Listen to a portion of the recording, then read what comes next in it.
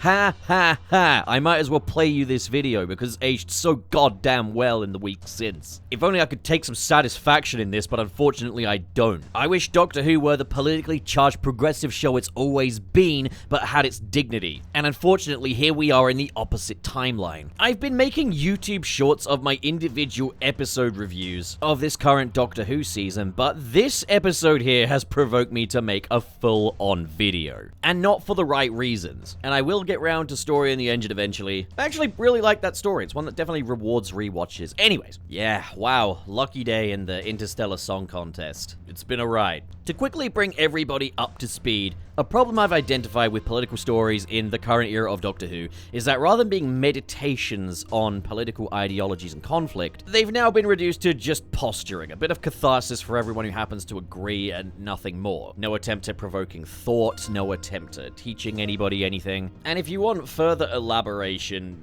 I suggest you watch the video about Doctor Who's politics problem. That video came out very shortly after the robot revolution, and in that video I coined the term poopy head villain archetype for Doctor Who. Villains that are meant to represent an opposing political ideology, something the show wants to critique, but rather than actually critiquing, they just portray them in the most unflattering way possible. So you end up with quote-unquote political commentary that is simply beside the point rather than actually making one. Performative, useless posturing that amounts to, "You're a poopy head!" And we've only added to the roster of poopy head villains since then. We had Conrad, who's meant to be a fake news peddler, but actually ended up asking some valid questions about UNIT. But the problem is that he catfished Ruby and was just incredibly rude and mean and murdered a guy. Which is beside the damn point, because the problem is no longer the fake news stuff, which was barely communicated. And now Conrad is going to be one of the main villains of the finale. Holy hell, I can't wait. And now we have the Interstellar Song Contest with our latest poopy head villain.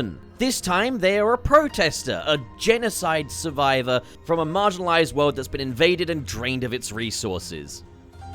So this isn't progressive.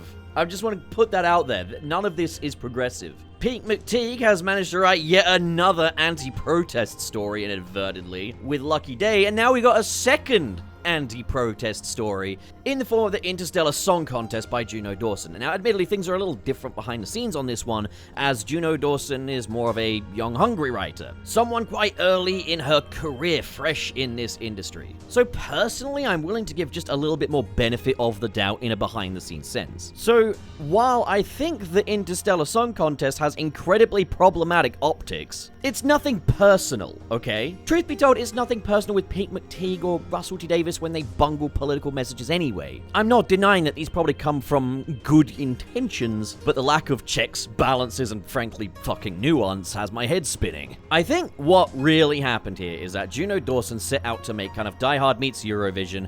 Eurovision comes under a terrorist attack. The Doctor faces his own mortality as well as the mortality of Belinda, and goes a little too far in dealing with this terrorist, and then we've given a terrorist a backstory that needs to be kind of tangible and understandable for us to have any actual kind of sympathy for that villain, while this villain has otherwise been portrayed as just nothing but a murderous poopy head. Which is something the Doctor effectively says out loud. And this leads to a scene of the Doctor giving into his anger and torturing today's poopy head. Wow. So let's talk about Kid. Kid is a Hellion from the planet Hellia, and the Hellions have horns and rumors are spread about them that they're cannibals. They are basically victims of galactic racism. And the corporation that funds the Eurovision Interstellar Song Contest basically committed genocide on Kid's planet. So now Kid and his partner, I guess, want to destroy the Interstellar Song Contest. Use a delta wave to wipe out everyone involved in it and everyone who supports it. This would kill trillions of people. The problem here is that Kid's backstory hits way too close to home for the Doctor's very visceral, angry reaction towards Kid to really work in an optic sense. What we end up with is, yes, there is a scene where the Doctor is torturing a terrorist. And the Doctor is not portrayed as being in the right for doing so. Belinda calls him out, fucking Susan Foreman calls him out, and then we just kind of dust our hands off and move along to the song contest, where I'm really sorry I don't know the names of these characters. The third horns lady, who's been very secretive about her horniness for obvious reasons. Jesus Christ, I can't word this well, can I? Sings a song that makes everybody get their empathy single tear going down their cheeks. And it is glib, emotionally manipulative garbage in the place of actual useful political commentary. We kind of have a double threat here, in that we've got the 73 Yards Robot Revolution, Lucky Day School of Poopyhead Villainy, while also attending the Joy to the World seminar on assimilating real-world tragedies and using them as a means of the story getting from A to B. This isn't progressive. This is treating real-world tragedy like fucking toys. Russell T. Davies has a tendency to dismiss all criticism as just right-wing online losers. I'm here saying this isn't progressive. It should be progressive, and it isn't. The real problem here is just portraying our poopy-head villain as a victim of a genocide, which naturally has us all thinking Gaza, Palestine. And we're now conflating that with kind of terrorism and using the terrorism as kind of an excuse for the Doctor to go ham on this guy. And remember how I said that nobody has less critical thinking skills than a ride-or-die Doctor Who fan on release day? Once again, people like me are overreacting. It's a good episode, actually. It makes perfect sense. The Doctor's always had a dark side. The Doctor just had to face his own mortality, thought Belinda would die, thought trillions of people would die, so it makes perfect sense for us to have a scene of the Doctor beating up a victim of genocide. I would just really like to congratulate the writers of this show for earning this wonderful opportunity to have the main protagonist beat up a genocide victim. Yeah, it makes narrative sense, but there's a lot of ways you can make anything make narrative sense. You could have the Doctor go beat up a Holocaust survivor and then say, oh, the Doctor had brainworms, he was the Veil Yard, and then it makes narrative sense. But since when is making narrative sense the baseline for quality? Yes, well done, it makes narrative sense. It also conflates genocide victims with terrorism and then has the Doctor beat them up. All because he was, and I quote, a bit triggered. Which sounds like something I would pull from a grifter YouTuber's bad faith analysis. No, that actually turns out to be the reason. He says that out loud, that he was triggered by it. Further stigmatizing the term triggered, which has been a very useful term for people to explain mental health issues, or for neurodivergent folks to kind of explain how certain things have gotten to them. Now we're using that to justify beating up a genocide survivor. But it's okay because it makes narrative sense. Guys, the word of the day here is optics. The optics are fucking terrible. This is so far from the story that we need right now. There are actual protests of the real Eurovision, which happened at the exact same time as this episode, over Israel's participation in it, given that country's government's war crimes against Palestine. Let's portray them as murderers and beat them up. Oh, but the episode was written 2 years ago. Well, it's just as well the Israel versus Palestine conflict has only been going on for a year, guys. So with that fresh in everybody's mind, let's watch the Doctor beat up a protester. But it's okay because that protester was murderous, and now it's beside the point. What was the point of them being a protester if we're just going to portray them as a murderer? You know what could have made this work?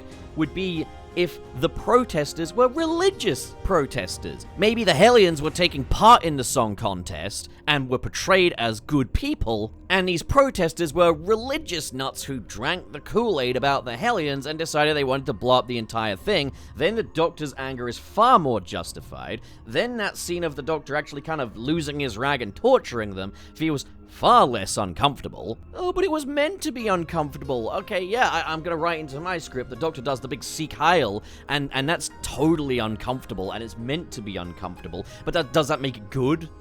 No. No, it doesn't. Referring back to the religious zealot protester idea, not only does that now make narrative sense, it also doesn't have awful optics.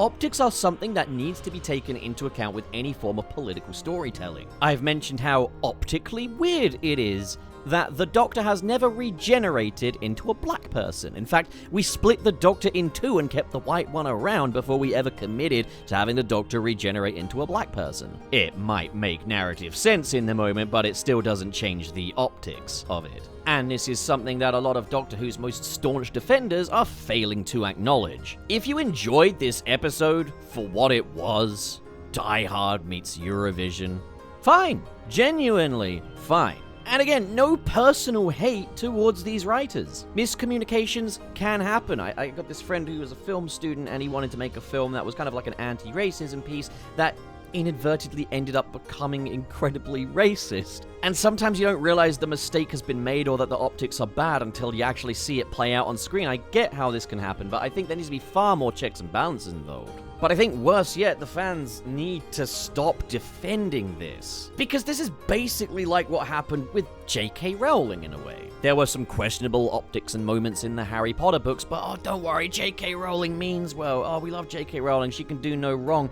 Next thing you know, well, J.K. Rowling is J.K. Rowling. And we keep defending stuff like this. Next thing you know, we're going to have a Doctor Who episode where the Doctor delivers a speech on why Gluppus Major has a right to bomb the shit out of Saturn. It has a right to destroy the children's hospitals on Saturn because Gluppus Major has a right to defend itself. But you know what, I bet you bottom dollar we will get all these Doctor Who fans cheering for that. All while having Free Palestine in their bio because they're more interested in posturing than they are the actual matter at hand. We need this kind of story gone, like it was yesterday. This should never have been a thing. And I'm not just talking about the Interstellar Song Contest, I'm talking about this recent incredibly unbalanced, incredibly unnuanced, optically really piss poor story archetype that we're suddenly getting in this latest run of Doctor Who. If you're a progressive person, which is clearly its target audience, all it's trying to do is score some points with you. It's not actually, trying to help. Speaking of being unbalanced, yeah, the Doctor does absolutely nothing about the corporation. Once Kit is dealt with,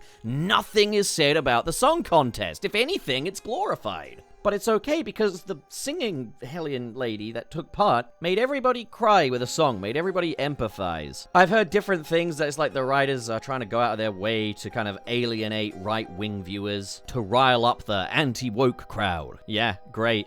In doing that, you're attracting more of that nonsense. You're making actual good stances look really stupid. It's shocking that people aren't seeing through this.